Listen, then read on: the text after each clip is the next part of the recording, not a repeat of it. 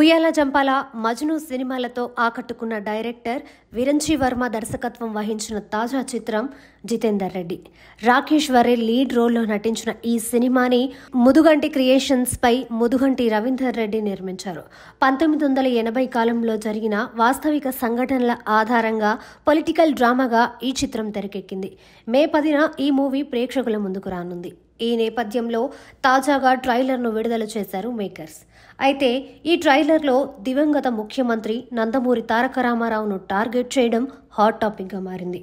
1983-89 ప్రాంతంలో ఉమ్మడి ఆంధ్రప్రదేశ్లో ఎన్టీఆర్ సీఎంగా పనిచేసిన సంగతి తెలిసిందే. తాజాగా విడుదలైన జితేందర్ రెడ్డి ట్రైలర్లో ఎన్టీఆర్ పాత్రను కూడా చూపించారు. ఈ ట్రైలర్లో నక్సలిజాన్ని వ్యతిరేకిస్తూ హిందూయిజంకి మద్దతుగా ఉన్నట్టుగా జితేందర్ రెడ్డి పాత్ర కనిపిస్తోంది.